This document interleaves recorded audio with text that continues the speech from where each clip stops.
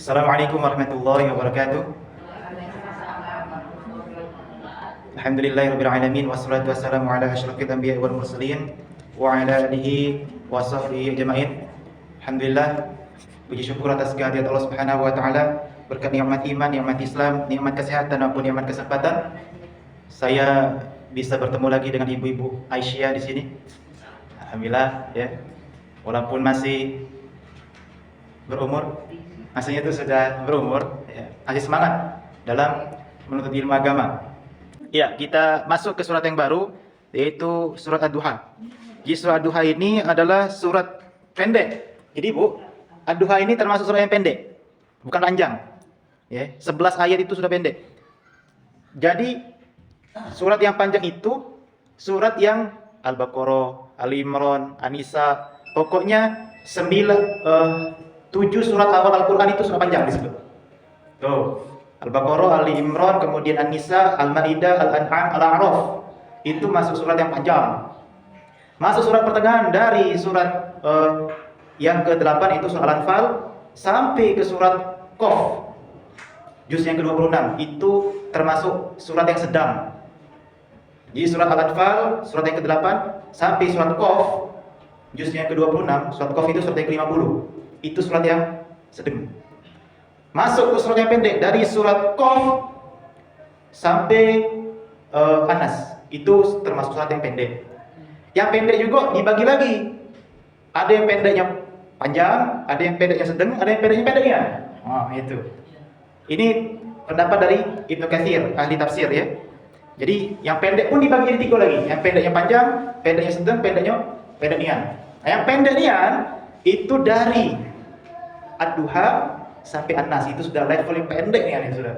Ya, itu sudah level pendek. Jadi Ad-Duha ini bukan surat yang panjang, level pendek nian itu. Nah, kita mulai saja. Bismillahirrahmanirrahim. Jadi surat Ad-Duha ini, Ibu sekalian, asal usul atau sebab turunnya surat Ad-Duha itu dulu ada namanya Ummu Jamil. Ada yang tahu siapa Ummu Jamil? Ummu Jamil itu adalah istrinya Abu Lahab. Abu Lahab itu adalah siapa? Paman Nabi SAW. Berarti Ummu Jamil itu tantenya Nabi. Nah, waktu itu Nabi itu sakit 2 hari. Datanglah Ummu Jamil. Kata Ummu Jamil, wahai Muhammad, saya rasa setan pendampingmu itu telah meninggalkanmu. Kok bisa ada setan pendamping? Kata Ummu Jamil, setan pendampingmu telah meninggalkanmu. Siapa di situ yang disebut setan? Malaikat Jibril. Jadi Ummu Jamil itu ya menganggap malaikat Jibril itu seperti setan pendamping. Kenapa disebut setan pendamping? Karena di setiap harinya Nabi Muhammad itu selalu didatangi Jibril. Diberikan wahyu oleh Allah dari Allah Subhanahu wa taala melalui Jibril. Jibril kebetulan tidak datang 2 hari. Makanya sampai-sampai Ummu Jamil itu membuat shock Muhammad SAW. Mana setan kau? Caknya setan kau ni 2 hari ini tidak datang. Shock lah gitu. Ya. Sama lah cak ibu nyari, mana Pak En? Udah 2 hari datang ini. Cak itulah kira-kira. Ada apa? Pak En. Kan cak itu. Sama. Jadi kabar dari Ummu Jamil itu membuat Nabi Muhammad itu gelisah. Iya weh. Kan ibarat cak itu. Iya weh. Kemana weh dia ni? Biasanya itu datang setiap hari, kok udah datang gitu nah. Itu bahasa Palembangnya. Nah, cak itu Bu. Jadi asal usul dari surat ini turun itu adalah Ummu Jamil, yaitu tantenya Nabi Muhammad SAW itu mengatakan, mana itu setan kamu? Makanya Allah jawab di surat Ad-Duha di ayat yang 3, ma wadda'aka rabbuka wa ma qala. Tuhanmu itu tidak meninggalkan engkau dan tidak menyepelekan engkau. Jadi Nabi Muhammad itu ya ketika mendengar kabar dari Ummu Jamil tadi yang katanya Jibril itu tidak datang, yang katanya wahyu itu tidak datang, Allah jawab, tidak Muhammad, Tuhanmu tidak meninggalkan engkau, tidak menyepelekan engkau. Itu asal usul dari turunnya surat Ad-Duha.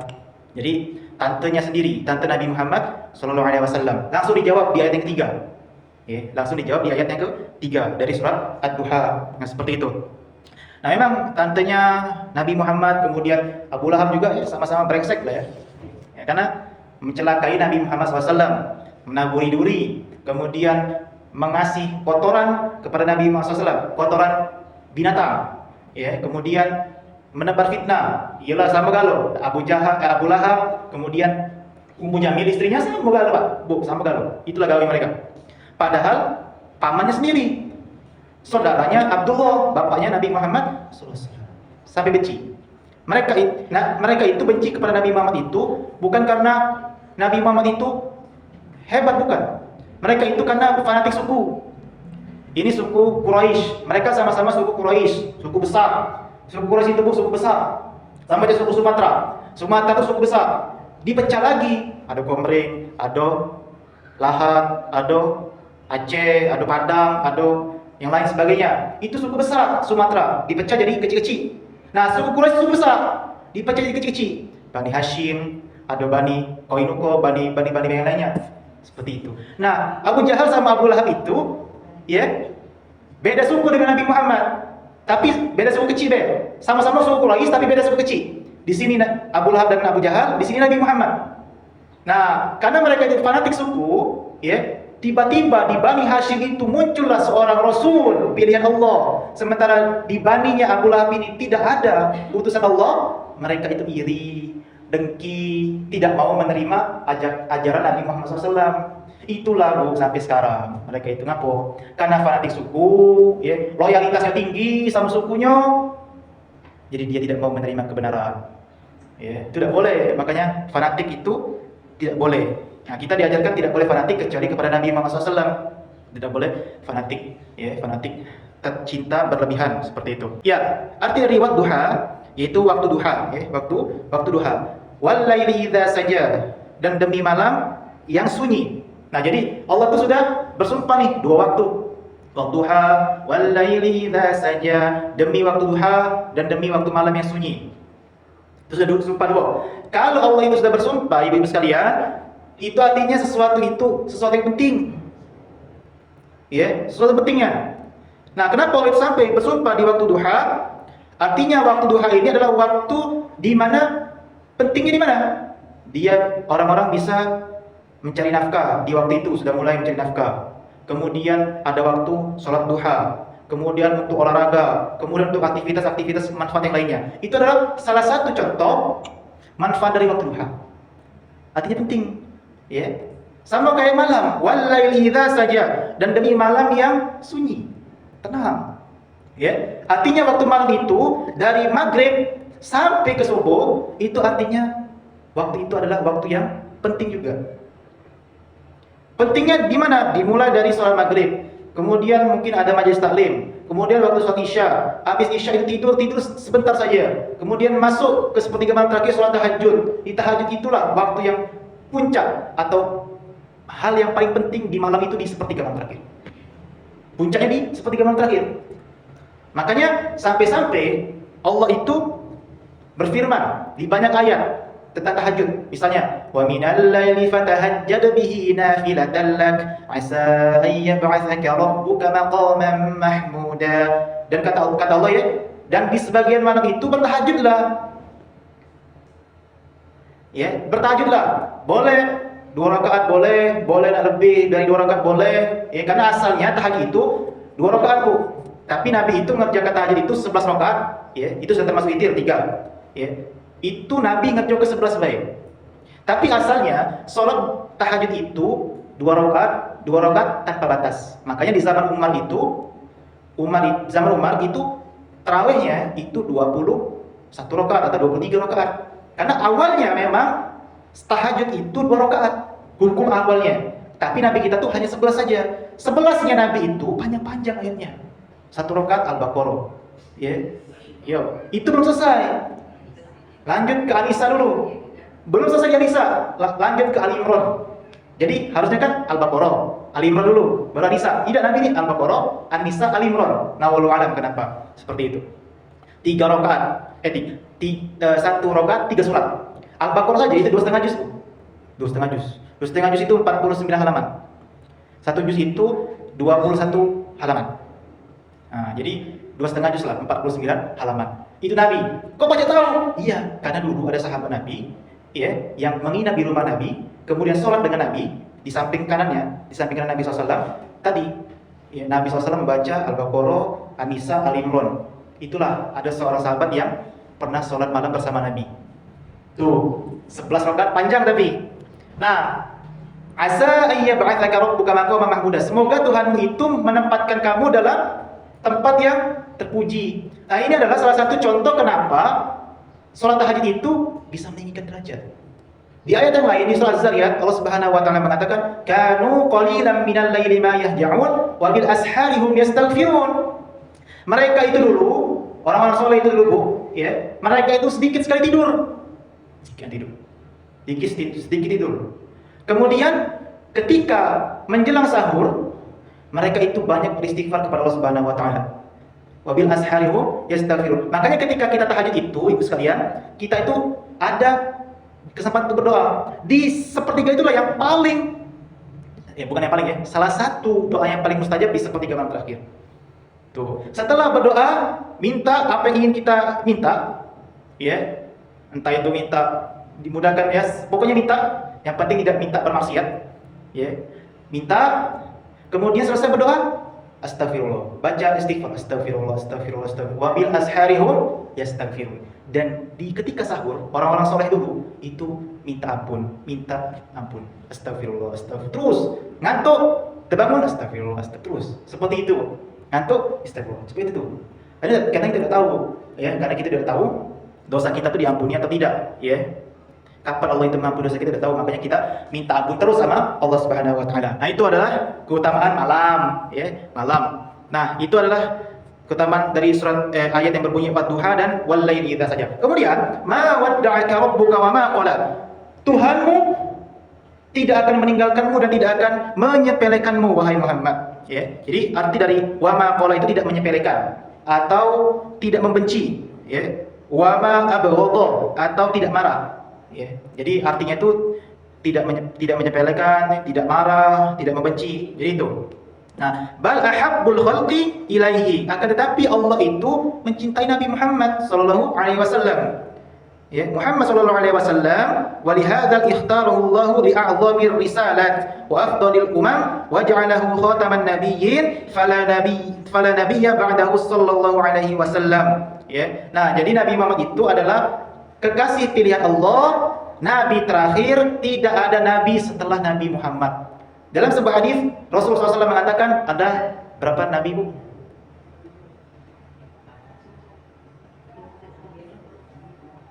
Nabi berjumlah 124.000 Nabi. Rasul berjumlah 315 Rasul. Cuman yang diketahui oleh kita itu Nabi dan Rasul itu berjumlah 25. Nabi Khidir termasuk Nabi, ya. Yang diketahui oleh kita yaitu cuma dari Nabi Adam sampai Nabi Muhammad SAW. Totalnya 124.000 Nabi dan Rasul itu 315. Dan Nabi Muhammad itu yang terakhir, Nabi dan Rasul terakhir. Berarti Nabi yang ke 124.000 dan Rasul yang ke 315. Tuh. Jadi Nabi dan Rasul terakhir. Banyak, Bu. Malaikat juga banyak, bukan cuma 10. Malaikat itu banyak. Ada malaikat Zabaniyah dan lain sebagainya. Tidak disebutkan di dalam Al-Qur'an, disebut ke. Tapi malaikat banyak. Malaikat Munkar Nakir bukan disikok kuburan bae. Kalau malaikat itu cuma 2, caranya di sini mati, sana mati, sana mati. Tidak baca kita tidak tahu jumlah malaikat itu.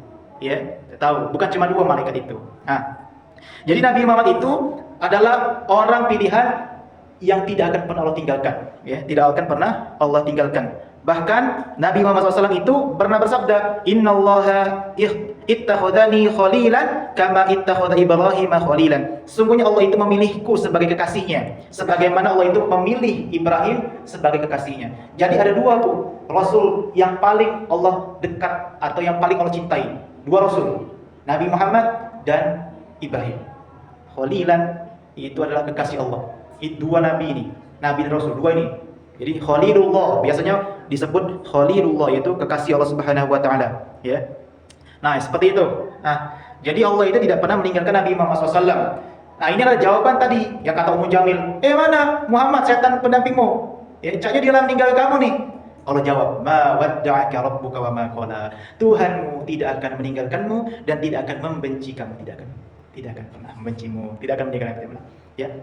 Kemudian apa? Bagaimana Nabi SAW itu ditinggalkan? Nabi SAW itu, ibu sekalian, itu dari dalam kandungan sudah ditinggalkan oleh ayahnya. Ya, sudah ditinggalkan oleh ayahnya sejak dalam kandungan. Kemudian setelah berumur 6 tahun ditinggalkan oleh ibunya, Siti Aminah. Tuh, 2 tahun pertama itu nyusu dengan siapa? Ya, Halimatus Sa'diyah. Itu 2 tahun pertama, Bu. Jadi ibaratnya dengan ibu kandungnya Dewi Aminah itu 4 tahun lah cuma. 2 tahun pertama nyusu dengan Halimatus Sa'diyah. Awalnya memang ada lagi satu orang yang nyusui Nabi Muhammad SAW. Saya lupa nama siapa. Siapa, Bu, ada ingat? Jadi ada 2 yang menyusui Nabi Muhammad SAW. Satunya Halimatus Sa'diyah dan yang satunya tulang, saya lupa. 2. Tapi yang paling lama itu Halimatus Sa'diyah. Dikirimlah ke dusun-dusun, dibawa oleh Halimatus Sa'diyah ke dusun-dusun. Kenapa? Karena kalau di dusun itu masih bahasa Arabnya itu masih murni, belum ada campuran. Kemudian kebiasaan-kebiasaan orang dusun itu masih sehat, ya. Kemudian kebiasaan-kebiasaan orang dusun juga itu, ya, pekerja keras seperti itu. Itulah salah satu faedahnya kenapa Nabi Muhammad itu dikirim atau dibawa oleh Halimatus Sa'diyah ke dusunnya. 2 tahun Nabi Muhammad SAW itu diasuh oleh Halimatus Sa'diyah. Ketagihanlah Halimatus Sa'diyah untuk mengasuh Nabi Muhammad. Kenapa ketagihan? Karena ketika Halimatus Sa'diyah itu mengasuh Nabi Muhammad SAW, banyak keberkahan-keberkahan yang dia dapat. Ontanya, susunya itu gemuk, ya. Gemuk, ya. Apa istilahnya itu? Ya gemuk lah intinya. Ketika diperas, wah terus, itu salah satu keberkahannya. Jadi ketika diperas, itu banyak susunya. Ya, kemudian saya lupa, ya. Pokoknya banyak keberkahan-keberkahan ketika Halimatus Sa'diyah itu mengasuh Nabi Muhammad SAW. 2 tahun ketagihan, pengen ngasuh lagi, ya dibolehkan oleh Aminah. Nah diasuh lagi, cuman tidak jadi. Ngapa? Halimatus Sa'diyah itu melihat dengan mata kepalanya sendiri proses pembelahan dada. Jadi Nabi Muhammad itu dadanya itu dibelah oleh malaikat Jibril, dibersihkan hatinya agar tidak ada kotoran-kotoran atau noda-noda atau dosa-dosa yang terdapat pada Nabi Muhammad SAW. Ngelihat dengan mata kepala sendiri, umur 2 tahun. Takutlah Halimatus Sa'diyah tidak jadi ngasuh Nabi Muhammad SAW. Itu sudah ketagihan, Bu. Beliau tuh sudah ketagihan untuk mengasuh Nabi Muhammad SAW. Sejak umur 6 tahun ditinggal pula oleh Aminah. Ketika Aminah dan Nabi Muhammad SAW itu ingin berziarah ke makam Abdullah, yaitu suaminya, sudah berziarah pulang. Ya, pulang. Di tengah jalan, ya, antara Mekah dan Madinah, di tengah jalan itu meninggal Aminah di suatu desa, meninggal. Ya. Setelah Aminah meninggal, usia 6 tahun, Nabi Muhammad masih 6 tahun. Nah, diasuhlah oleh kakeknya, yaitu Abdul Muthalib. Abdul Muthalib ini, ya, terkenal dengan kedermawanannya.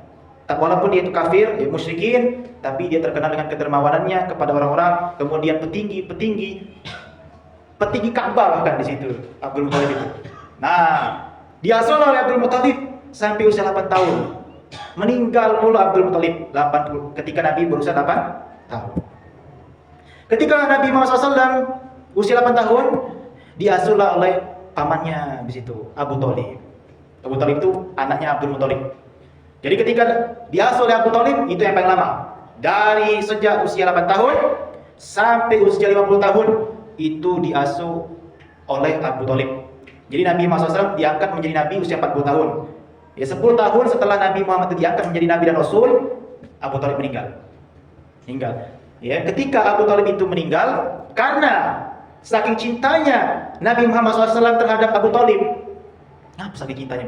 Karena Abu Thalib ini adalah orang kafir, musyrik, pamannya sendiri. Walaupun dia itu orang musyrik, ya, tapi Abu Thalib ini mendukung dakwahnya Nabi Muhammad SAW. Ketika ada orang Quraisy ingin mencelakai Nabi Muhammad SAW, dibelanya Abu Thalib. Ketika Nabi Muhammad SAW ingin berdakwah, Abu Thalib sediakan tempat untuk Nabi Muhammad berdakwah. Terus kemudian diajari cara mengembala domba. Kemudian diajari cara berdagang oleh Abu Thalib tuh. Oleh Abu Thalib. Jadi sudah dekat itu. Jadi kedekatan antara Nabi Muhammad dengan Abu Thalib dekatnya. Dekat. Ya, makanya sampai-sampai ketika Abu Thalib itu ingin meninggal, la sakaratul maut, detik-detik nak mati. Ya. Datanglah Nabi Muhammad SAW ke rumah Abu Thalib. Ngomong, wahai paman, la ilaha illallah, wahai paman, la ilaha illallah, aku akan menolongmu dengan kalimat ini. Datanglah Abu Jahal juga. Datang Nabi Muhammad, datang juga Abu Jahal. Abu Jahal ngomong, wahai Abu Thalib, sudikah engkau? Ya, sudikah engkau? Apa istilahnya itu? Menodai Tuhan dari bapakmu sendiri? Menodai Tuhan dari Abdul Muthalib? Akhir cerita, Abu Thalib, aku mati dalam keyakinan Abdul Muthalib. Artinya Abu Thalib ini masih berkeyakinan musyrik. Itu masih menyembah patung. Nah, makanya turun ayat yang berbunyi surat Al-Qasas ayat yang ke-56. Innaka latahdi man ahbabta walakinnallaha yahdi man yasha. Sesungguhnya engkau Muhammad, engkau tidak akan bisa memberikan hidayah kepada orang yang kau cintai, tidak bisa. Akan tapi Allah lah yang akan memberikan hidayah kepada yang Allah kehendaki. Jadi walaupun Abu Thalib itu adalah orang yang Nabi Muhammad cintai, sudah dekat, lengket niat. Walaupun Nabi Muhammad SAW itu mencinta dia, tapi ketika Allah tidak memberikan petunjuk, tidak akan mendapatkan petunjuk. Betul ya? Nah, kenapa sih sampai Nabi Muhammad SAW itu sampai menangis ketika Abu Thalib meninggal? Karena Nabi Muhammad SAW itu tidak pernah merasakan hangatnya kasih sayang ayah. Kasih sayang seorang ibu juga sedikit. Cuman ya kurang lebih 4 tahun. Sedikit sekali. Sementara dengan Abu Thalib sangat lama. Bahkan dengan Abu Thalib itu dekat dan mendukung dakwah Nabi SAW. Itulah kenapa sangat cinta dengan Abu Thalib Nabi Muhammad SAW. Nah, itulah Bu. Ya, Nabi kita itu anak yatim dari dulu, ya, dari kecil, yatim piatu sudah. Yang sedikit sekali merasakan hangatnya kasih sayang seorang ibu. Kalau bapak tidak mungkin. Ibu hanya sekitar 4 tahun lebih, kurang lebih 4 tahun itu ya. Itu Nabi kita. Nah, bersyukurlah yang masih punya orang tua, ya. Nah, tidak lama dari Abu Thalib meninggal, 2 bulan atau 3 bulan kemudian, Khadijah juga meninggal. Istri Nabi Muhammad SAW yang pertama meninggal, ya. Di usia Nabi Muhammad umur 50 tahun. Setelah Khadijah meninggal, barulah nikah sama Saudah, ya, seperti itu. Nah, itulah ya kenapa Nabi Muhammad itu salah satu contoh saja. Kenapa Nabi Muhammad itu tidak pernah ditinggalkan oleh Allah. Nabi Muhammad tidak pernah dibenci oleh Allah, tidak pernah. Itulah salah satu contohnya. Dari kecil sampai umur 50 tahun pun Allah jaga dengan pamannya, dengan kakeknya, dengan siapapun orang-orang yang Allah pilih untuk menjaga Nabi Muhammad SAW. Walal akhiratu khairul laka minal ula. Dan akhirat itu lebih baik daripada dunia, ya. Yang terakhir itu lebih baik daripada yang pertama, ya. Kenapa maksud dari ayat ini? Makanya kata Syekh Shalih Al-Utsaimin rahimahullah taala, ai minad dunya wa dzalika li anna al-akhirah fiha ma la 'ainun ra'at wa la udhunun sami'at wa la khatara 'ala qalbi basharin wa mawdi'i sautin ahadana fil jannati khairun minad dunya wa ma fiha kama ja'a dzalika min 'ani Rasul sallallahu alaihi wasallam, ya.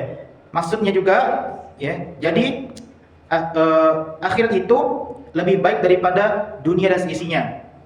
Tapi akhirat itu tidak bisa dilihat oleh mata. Kemudian tidak bisa didengar oleh telinga.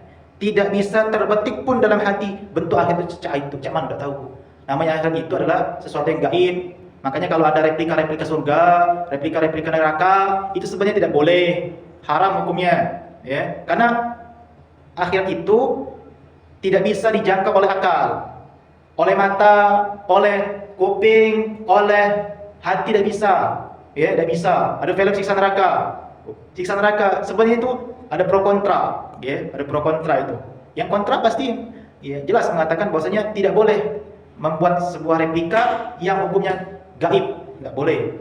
Membuat replika jin seperti ini tidak boleh, itu gaib, kecuali disebutkan dalam hadis Nabi SAW. Dan Al-Quran, ya.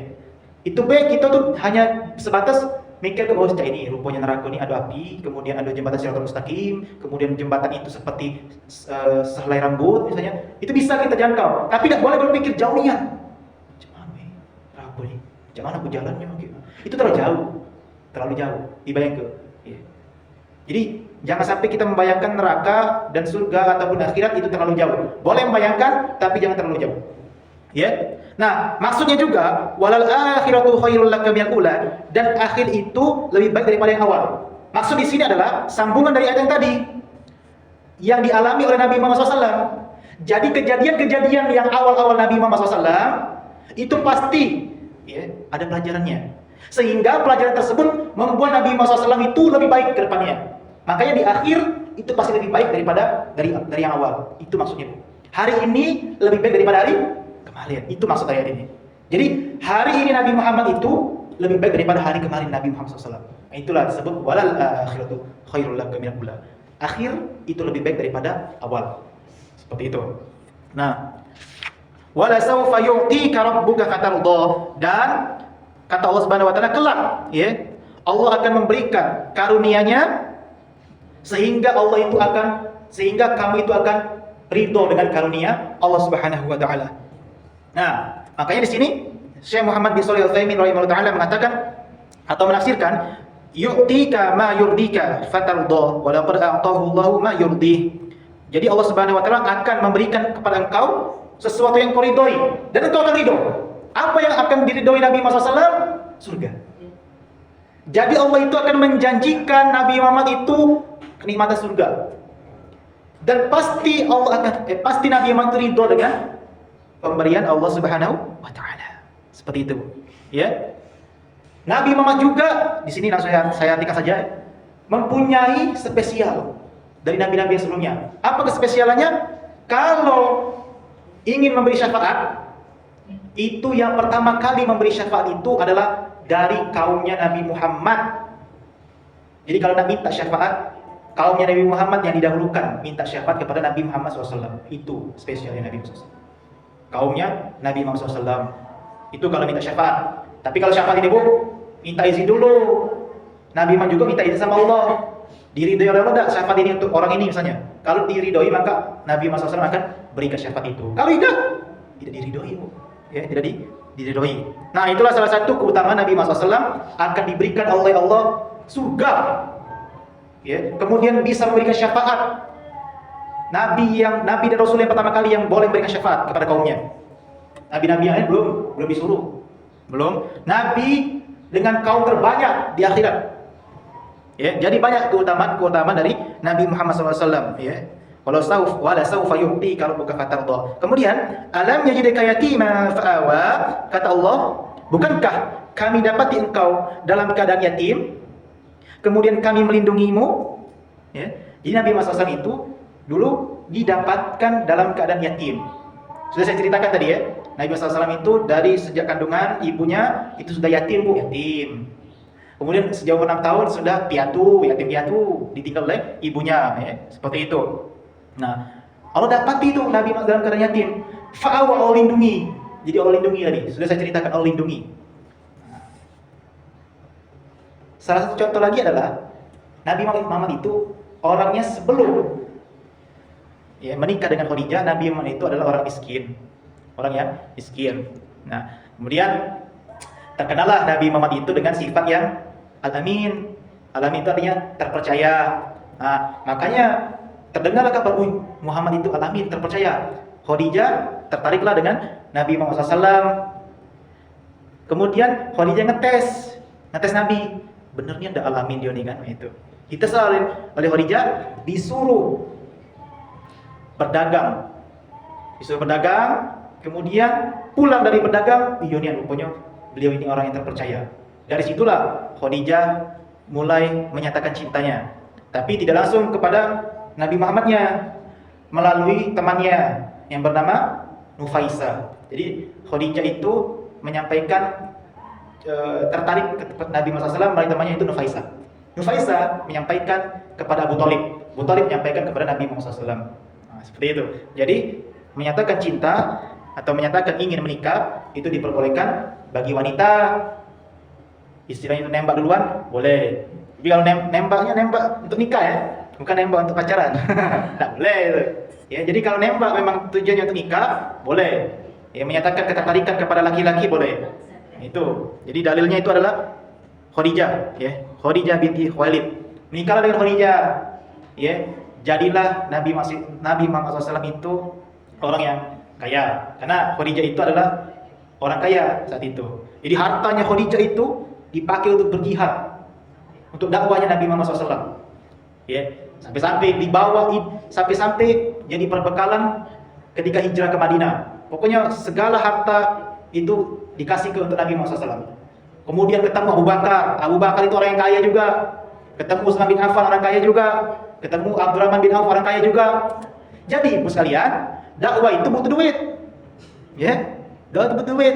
Dari contoh ini, jadi sirah Nabi ini dapat pelajaran, dakwah itu butuh duit. Ya, nah pergi ke Masjidul Huda butuh bensin. Ya, seperti itu. Butuh motor misalnya. Tuh. Ya, jadi dakwah butuh duit. Ya. Nak memfasilitasi pakai mikrofon, pakai duit juga. Ya. Nah, memfasilitasi yang lain butuh duit juga loh. Jadi orang-orang kaya itu dia akan terpuji kalau hartanya itu dipakai untuk berinfak di jalan Allah Subhanahu wa taala. Jadi semuanya tuh butuh duit, Bu. Ya. Jadi jangan meremehkan orang yang kaya. Itulah aku butuh duit. Aku cuma berdakwah dengan ilmu baik. Kurang. Ya, kurang. Ya. Nabi Muhammad saja itu butuh uang, butuh harta untuk berdakwah di jalan Allah Subhanahu wa taala. Wa wajadaka dhallan fahada. Kemudian kata Allah, kami dapat engkau Muhammad dalam keadaan tersesat. Kemudian kami berikan petunjuk kepada engkau. Nah, maksudnya apa tersesat di sini? Maksudnya adalah ghairu alim, yaitu tidak berilmu. Jadi Nabi Muhammad itu dulu tidak berilmu. Tidak tahu tentang Tuhan sebenarnya seperti apa. Mencari Tuhan yang sebenarnya. Makanya sampai-sampai Nabi Muhammad SAW itu pergi ke Gua Hira. Ya. Kemudian menyendiri. Kemudian dibekalilah oleh Khadijah. Habis bekalnya ke Gua Hira, minta lagi ke Khadijah. Pergi lagi ke Gua Hira. Ya. Kalau bahasanya itu ya, sebenarnya bahasa kasar itu semedi. Tapi walau alam lebih tepatnya seperti apa? Ya, seperti itulah kira-kira ya.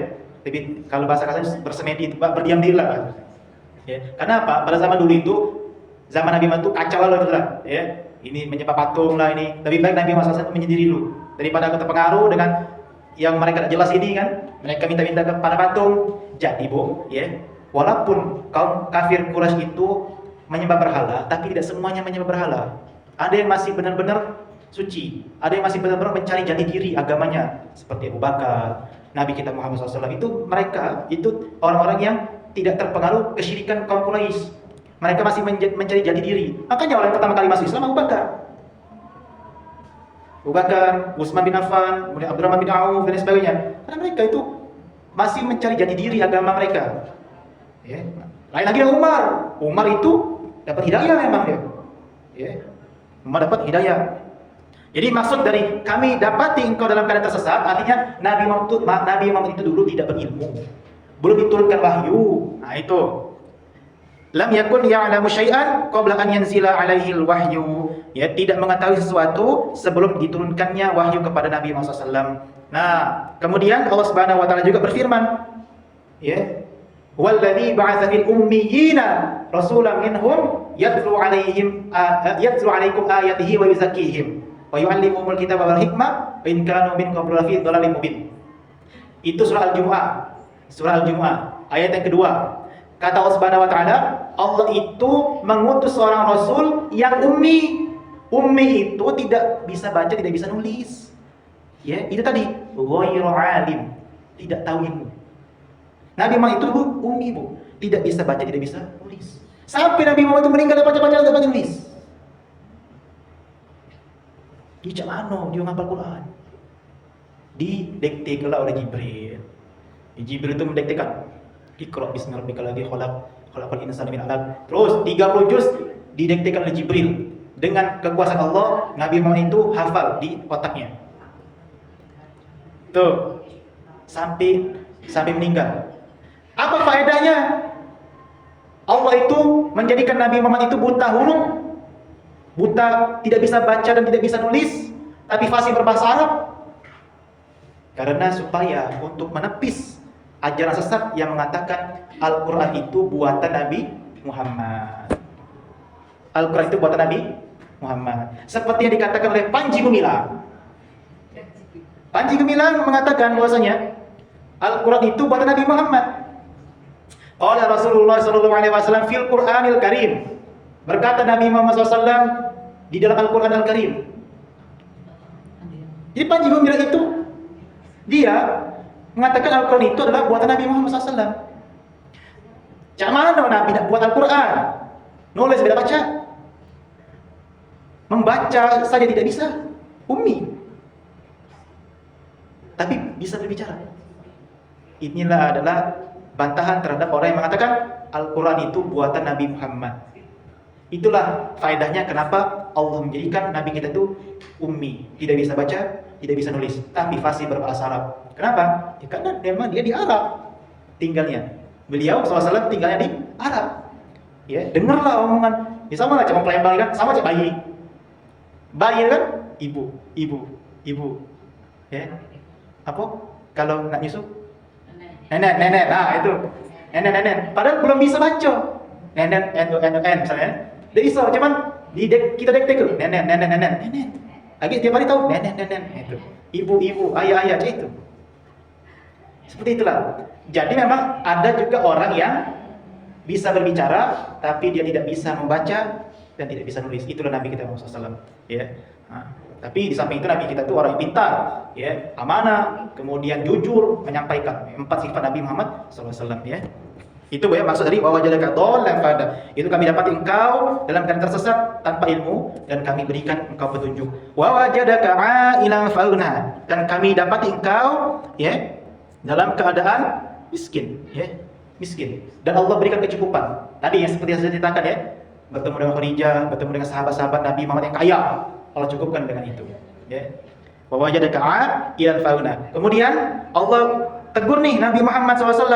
Allah tegur nih, fa'ammal yatima fala taqhar.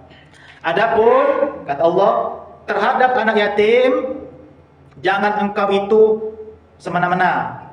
Ya, jangan engkau itu semena-mena. Ya, jangan engkau hardik anak yatim. Ya, jadi seolah-olah Allah ingatkan engkau, wahai Muhammad, ingat engkau itu anak yatim. Jadi terhadap anak yatim, sesama anak yatim tidak boleh saling menghardik, tidak boleh saling mencela, tidak boleh saling semena-mena. Ingat Muhammad, engkau itu anak yatim. Ya. Sama Aisyah tidak boleh saling mencela. Itu ya. Karena satu grup, satu kelompok. Ya, seperti itu. Jadi Nabi Muhammad itu diingatkan oleh Allah Subhanahu wa taala, ya, sesama anak yatim ingat Muhammad, apa yang dia rasakan itulah engkau rasakan dulu. Seperti itu. Sedih. Nah, itu anak yatim, Bu. Ya, anak yatim itu adalah yang tidak punya bapak. Anak yatim piatu tidak punya bapak dan ibu, ya. Nah, itu adalah soal Allah Subhanahu wa taala ingatkan nih kepada Nabi Muhammad SAW, engkau itu dulu yatim, maka jangan semena-mena terhadap anak yatim. Nah, bal akrimil yatim, akan tapi muliakanlah anak yatim, wal ihsanu ilal yatama wa ikramuhum min awamiris syariah. Kemudian berbuatlah baik terhadap anak yatim, kemudian memuliakan mereka dengan perkara-perkara syariat, ya. Karena apa? Li'annal yatim alladzi mata abuhu qabla an yablugha munkasir al-khatir. Jadi anak yatim itu Bapak Ibu sekalian, yaitu orang yang ditinggal oleh bapaknya sebelum mereka itu balik. Jadi disebut anak yatim piatu itu kalau belum balik. Kalau sudah balik itu tidak lagi disebut yatim, tidak lagi disebut piatu, ya. Seperti itu, ya. Kalau disebut yatim galau, ayo yatim galau kita ya. Ibu-ibu lah yatim galau ya. Itu. Nah, itu Bu ya. Jadi, nah hukum memelihara anak yatim itu hukumnya fardu kifayah. Jadi harus ada yang memelihara anak yatim. Jadi memelihara anak yatim itu fardu kifayah. Ya. Harus ada yang memelihara anak yatim. Tapi sekarang ngambur ya, banyak nih rumah panti asuhan. Jadi nanti dipilih saja yang mana yang memang benar-benar amanah mengurus anak yatim, ya. Boleh memakan harta yatim kalau untuk kebutuhan pokok, misal untuk bayar listrik, rumah, boleh tadi pakai untuk dipakai harta anak yatim untuk bayar listrik rumah. Misalnya rumah panti asuhan itu basi, itu bayar asi apa? Untuk makan. Kalau untuk cicilan motor nggak boleh ya. Boleh tuh. Jadi harta anak yatim itu boleh dipakai kalau untuk kebutuhan primer atau kebutuhan pokok saja. Ya, seperti itu. Boleh. Nah, kalau kebutuhan-kebutuhan yang tidak pokok, ya, tidak genting, tidak boleh. Tapi kalau tidak sanggup untuk memelihara anak yatim, maka lebih baik tidak usah. Tidak usah. Karena memelihara anak yatim itu derajatnya tinggi atau pahalanya tinggi, tapi kalau main-main dengan anak yatim, dosanya besar. Dosanya besar. Besar itu. Ya. Nanti ada di surat Al-Maun, ya, Al-Maun. Fadzalika alladzi yad'u al-yatim. Itulah orang-orang yang menghadirkan yatim. Kemudian dua ayat lagi yaitu wa ammas-sa'ila fala tanhar.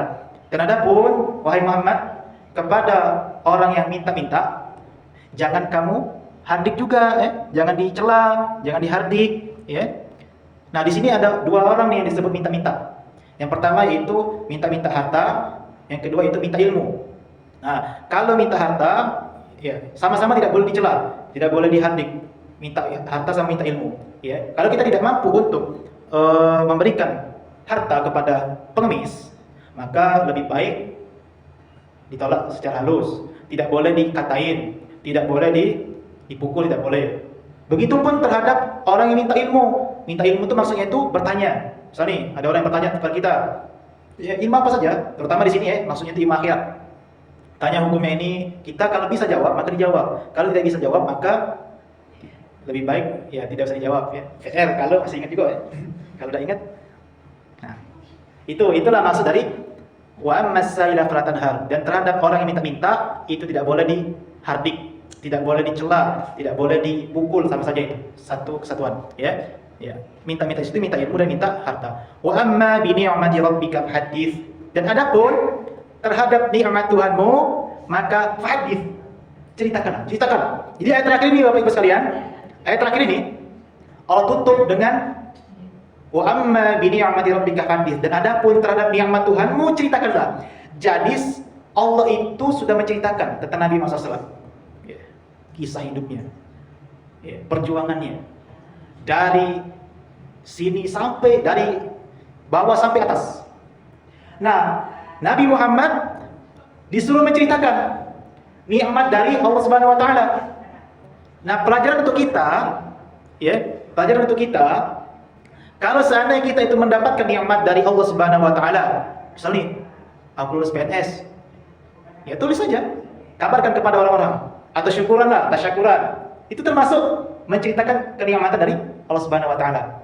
Alhamdulillah ya, alhamdulillah ini adalah acara syukuran saya lulus PNS, atau alhamdulillah ngasih kabar bahwasanya anak saya baru lahir. Ya. Alhamdulillah saya diterima di PLN misalnya, seperti itu. Diceritakan nikmat-nikmat dari Allah Subhanahu wa taala. Tujuannya apa? Supaya agar orang itu ya termotivasi ya untuk bersyukur kepada Allah Subhanahu wa taala. Ya. Karena nikmat itu harus disyukuri. Ya. Itu tujuannya untuk memotivasi orang. Nah, tapinya Bu. Tapinya nih, ya. Kalau seandainya ketika kita itu menceritakan nikmat takut riya tetap dipuji, atau takut hati ini tidak bisa dijaga, kan memang ketika kita itu nyebar ke kenikmatan kan pasti ada pengen nih dipuji orang, alhamdulillah, selamat ya. Karena ada niat yang seperti itu kadang dalam hati kita kan. Nah, kalau seandainya kita tidak bisa menjaga hati kita dari perbuatan-perbuatan riya, ingin dipuji, sum'ah, ingin terkenal, tidak bisa kita jaga, maka kata Ibnu Qayyim Al-Jauzi rahimahullah ta'ala, lebih baik tidak usah diceritakan saja kepada orang lain. Cukup keluarga dekat saja yang dikasih tahu. Kalau takut riya, takut sum'ah, ingin terkenal, itu lebih baik tidak usah diceritakan.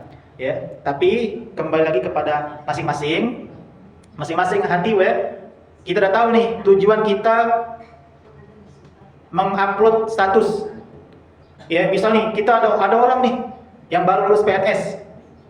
Nah, kita tidak bisa vonis seseorang itu riya, tidak bisa. Karena riya itu amalan hati. Hati tidak bisa dilihat. Kita tidak bisa. Oh, pasti kau ini ria Oh nih, tidak tahu. Siapa tahu dia ingin menceritakan kenikmatan yang telah Allah berikan. Mulai dari perjuangannya dari sini, kursus, jadi PNS, terus dicoba lagi, coba lagi, coba lagi. Ini merupakan nikmat dari Allah yang Allah berikan pada saya misalnya. Allah berikan rezeki pada saya di tahun ini misalnya. Bisa jadi itu memotivasi kita supaya itu bekerja keras untuk mendapatkan PNS. Itu kan tujuan dia. Siapa tahu? Itu tujuan itu bukan ria, belum tentu ria. Nah, jadi kita tidak bisa memvonis seorang itu ria atau tidak. Walaupun dia mengupload nih misalnya, lagi baca Quran ini, caca. Belum tentu. Kecuali kalau kita tanya nih, tujuan kau nih ngupload ini apa? Ria apa tidak? Iya sebenarnya aku nih tujuan aku nih cuman di ini dikatakan rajin itu baru. Ya, kalau tidak tahu itu. Itu. Nah, itulah kenapa wa amma bi ni'mati rabbika fadis, dan adapun nikmat dari Tuhanmu maka ceritakan supaya tahu Allah itu yang memberikan nikmat kepada semuanya. Termasuklah surat ini. Surat Duha itu ibu sekalian menceritakan khusus tentang Nabi Muhammad SAW. Ya, dari perjalanan beliau dari ditinggalkan sebagai yatim piatu sampai diangkat jadi Rasul sampai meninggal, diceritakan maksudnya makanya. Ya, karena Nabi Muhammad itu dulu yatim, kemudian Allah lindungi. Nabi Muhammad itu dulu tidak dapat ilmu, Allah kasih ilmu. Nabi Muhammad itu dalam miskin, Allah berikan kecukupan. Seperti itu. Nah, mungkin saja yang dapat saya sampaikan, semoga bermanfaat. Apakah ada pertanyaan dari ibu-ibu sekalian ya, tentang surat Ad-Duha? Ya. Kalau saya dapat jawab, saya jawab. Kalau tidak, ya tidak. Ya, silakan. Kalau ditinggal ayah kan yatim namanya. Termasuk kan ayah kalau udah musik. Kalau ditinggal ibu, apa termasuk juga panutan? Iya, ya. Kita urus anak piatu. Iya Bu, itu sudah satu kesatuan. Jadi yatim saja atau piatu saja itu sudah satu kesatuan. Hukumnya fardu kifayah. Dan memang yang berhak atau yang seharusnya merawat seorang anak yatim atau piatu atau yatim piatu, itu yang harusnya merawat itu adalah saudara dekatnya, saudara kandungnya atau saudara dekatnya, seperti itu ya. Kecuali kalau tidak, memang sebenarnya harusnya tidak ada Bu rumah panti asuhan itu. Seharusnya tidak ada. Seharusnya panti jompo juga tidak ada. Iya, karena mereka tidak ada yang mau merawat. Saudara-saudaranya tidak mau merawat saja gitu. Ya, kecuali ada pembunuhan massal, dibom, yuk gila, tinggal semua. Ya harusnya itu panti asuhan dan panti jompo itu tidak ada. Kalau seandainya para keluarganya itu peduli dengan orang tersebut, seperti itu. Ya.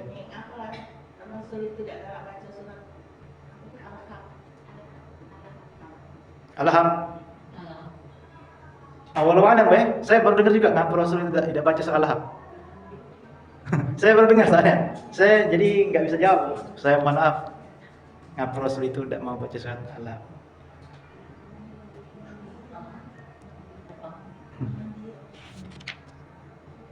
Ada lagi pertanyaan Bu dari ibu-ibu sekalian? Asar jam 20 berapa Pak? 4 ya? 5. Masih lama Bu, 15 menit lagi. Lanjut.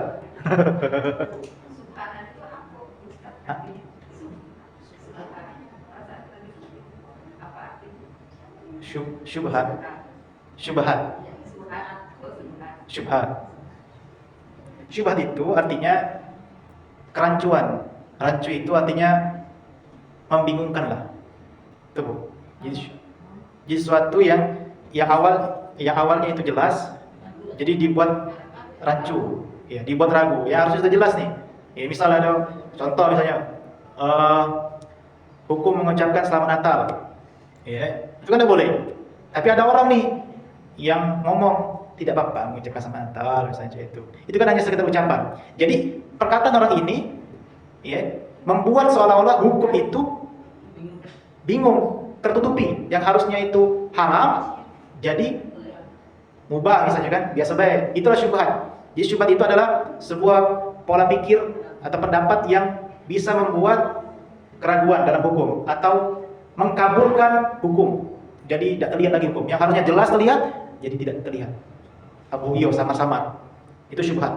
Jadi syubhat itu pendek artinya itu rabun atau samar-samar atau kerancuan atau tidak jelas akibat dari pendapat-pendapat yang menyimpang. Seperti itu. Itu syubhat. Nah, untuk mengatasi syubhat, itu hanya satu, yaitu belajar ilmu agama seperti itu. Supaya yang tadinya itu rabun atau samar-samar menjadi jelas.